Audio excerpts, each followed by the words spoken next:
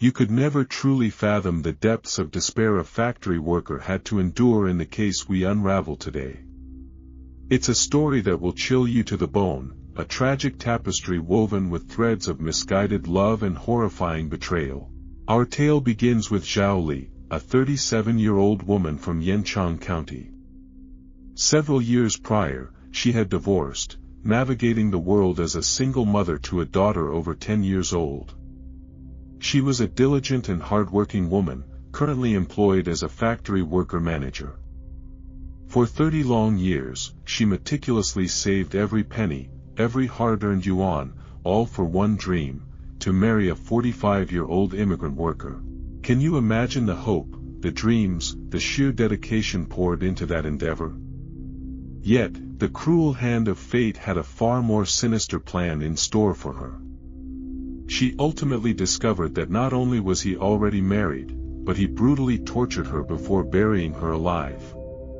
What monstrous act could drive a man to such unspeakable cruelty against the woman he purported to love? The chilling unraveling of this mystery began on the morning of April 18, 2015. The Shaanxi Provincial Public Security Bureau received a distress call. The caller, Zhao Li's older sister, reported that her sister, Zhao Li, had been missing for over 20 days, her phone eerily silent.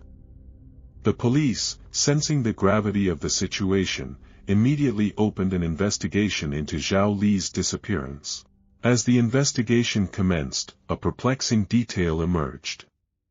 Surveillance footage revealed that before her disappearance, Zhao Li had visited the bank 4 times, withdrawing a staggering sum of 60,000 Chinese yuan, equivalent to approximately 200 million Vietnamese dong.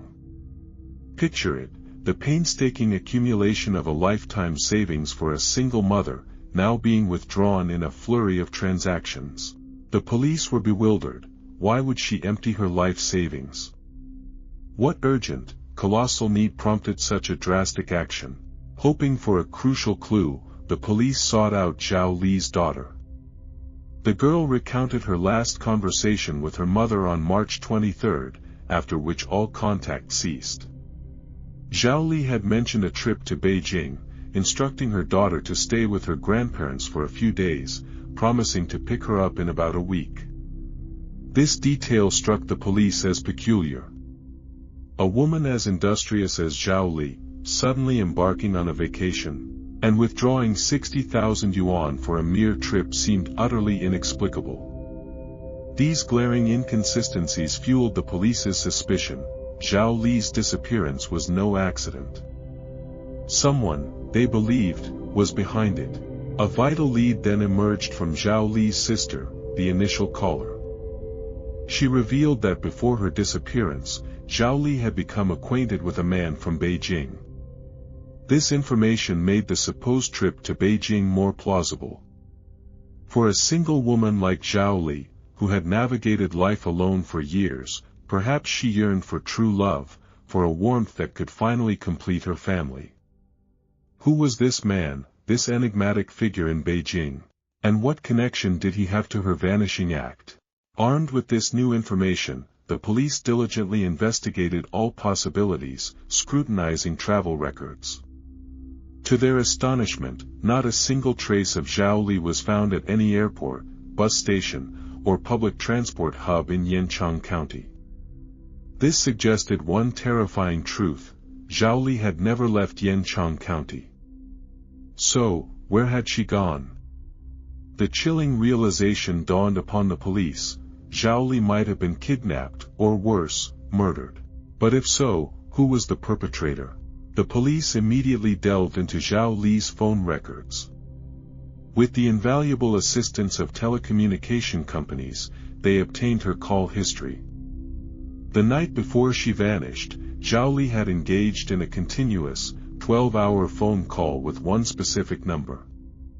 More ominously, that very number had gone silent at the exact moment of her disappearance. A 12-hour call screamed of an unusual, intense relationship.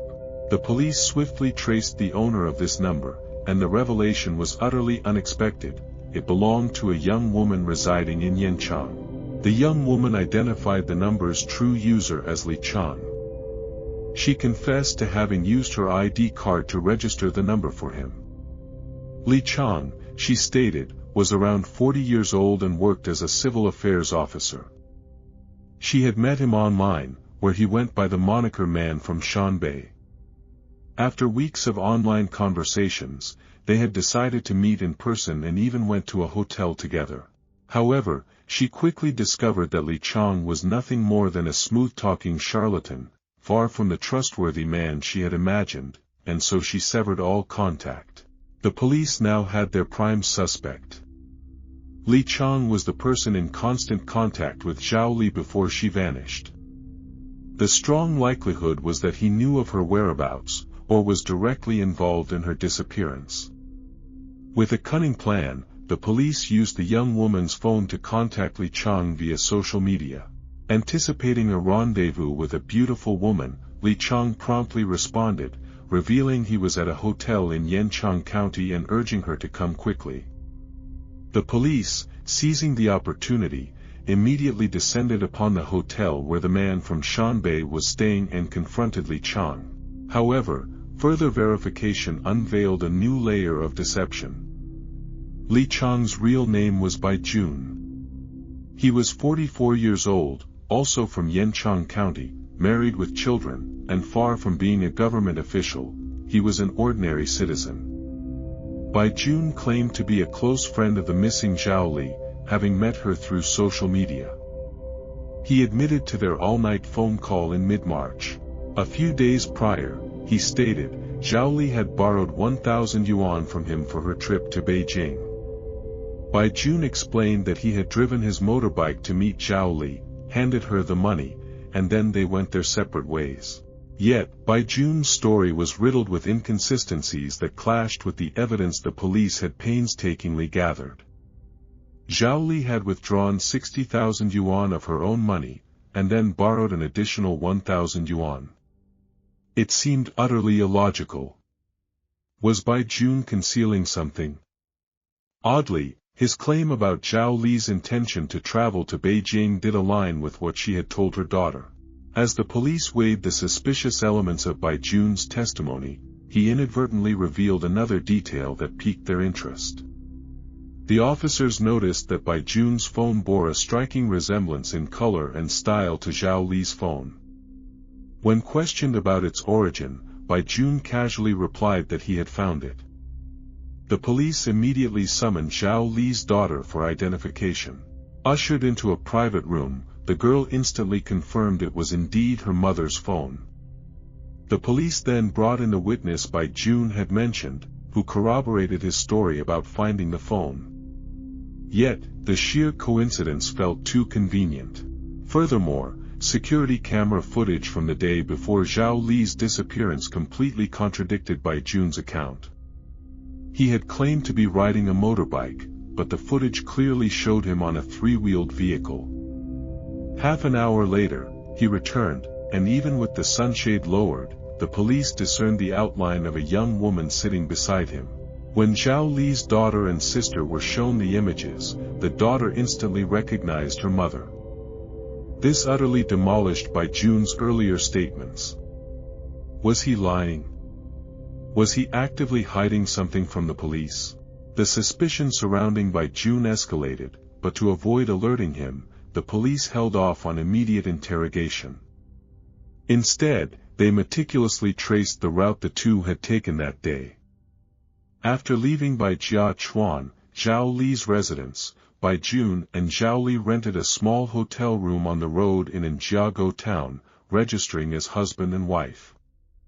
On the morning of the 23rd, they checked out of the hotel. That very noon marked the last time Zhao Li's family heard from her.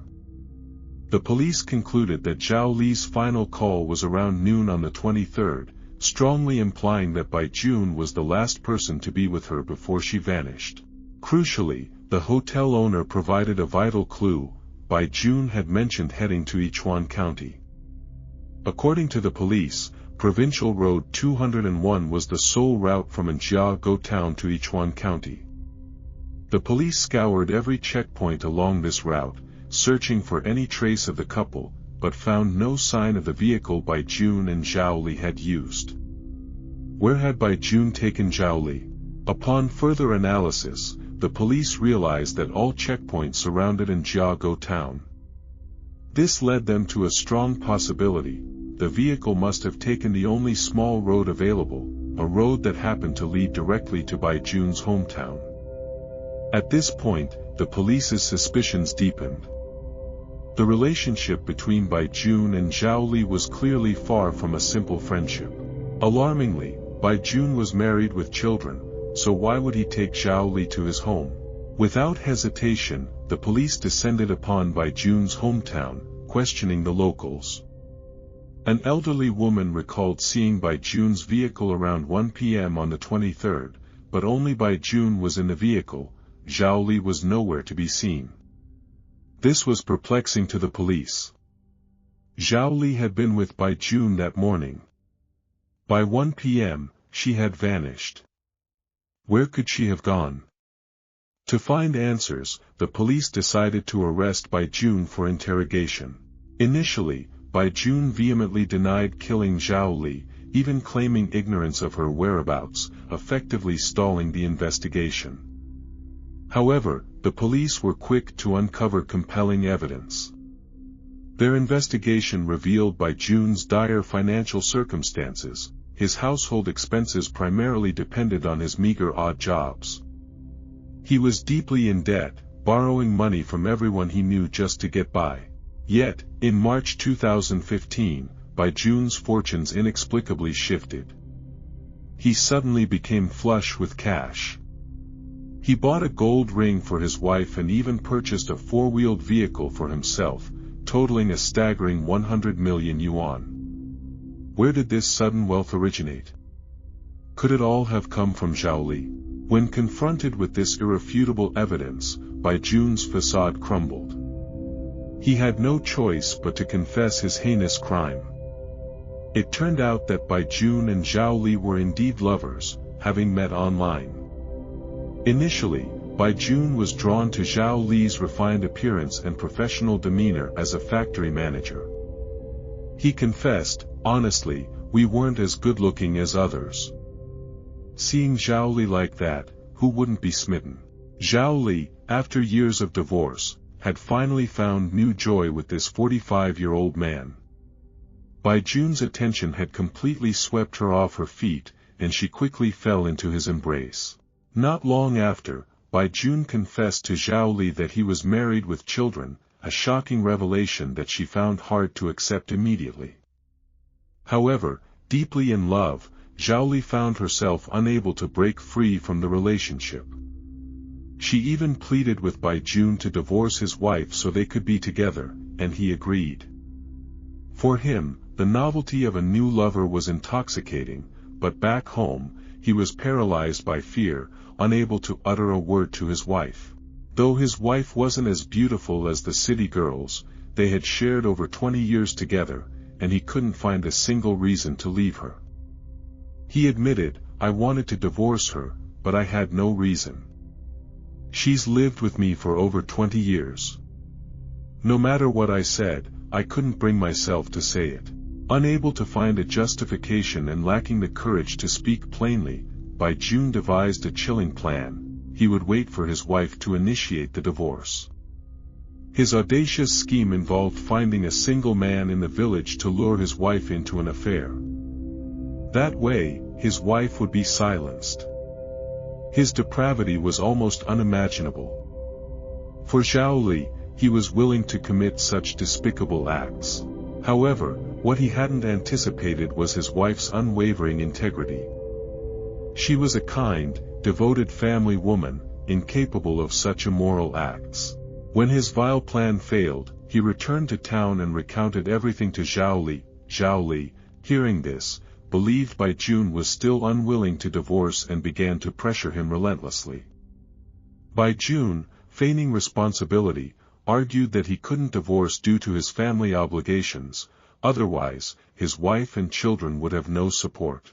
Zhao Li, touched by his supposed plight, quietly went to the bank, withdrew her entire 3 years of savings, and handed it to Bai Jun, hoping this money would finally compel him to divorce. Yet, Zhao Li quickly realized her plan had backfired. Bai Jun not only refused to divorce but used her money to buy a gold ring for his wife and a three-wheeled vehicle for himself. Realizing Bai Jun had no intention of leaving his wife, Zhao Li was furious and demanded an explanation. They agreed to meet in Baijia Chuan on March 21st. As planned, Bai Jun arrived in his new three-wheeled vehicle to pick up Zhao Li. During this time, he showered her with sweet words, attempting to soothe her anger. They then drove to Jiago and stayed 2 nights in a hotel. On the 3rd day, as he was about to take Zhao Li back to town, she suddenly changed her mind, demanding to meet Bai Jun's parents. At this point, Bai Jun panicked. He could not, under any circumstances, allow his family to discover his secret affair. A heated argument erupted, escalating until Bai Jun even pushed her out of the vehicle. He drove about 10 meters, then, for some reason, turned back. It was then he saw Zhao Li taking something from her person and swallowing it. Initially, he didn't know what it was, so he simply stopped the vehicle to observe. Then, he saw 2 small pills fall to the ground. When he asked Zhao Li what she had taken, she coldly replied, "I won't die." They continued their journey in the vehicle. However, not long after, Bai Jun noticed something amiss. Zhao Li would slump backward whenever the vehicle went uphill and lean forward when going downhill.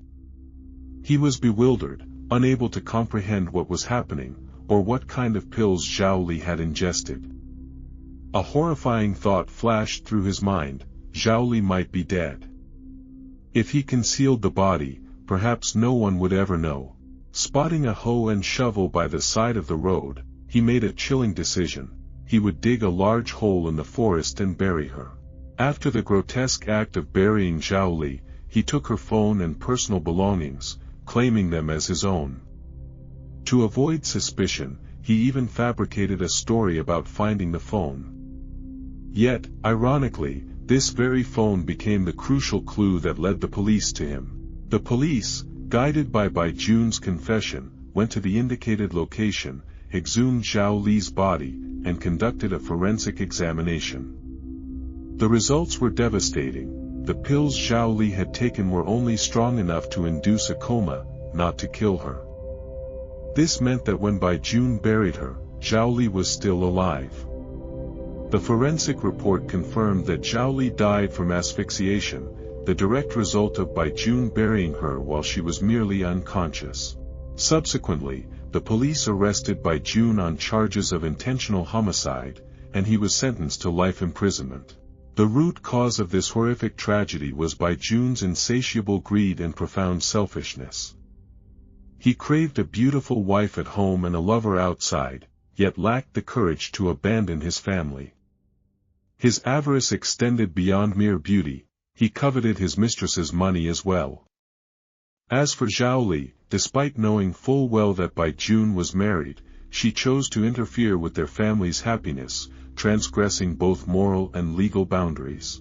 Her fate was undeniably tragic, but it was also a consequence of her own devastating choices. What are your thoughts on this heartbreaking case?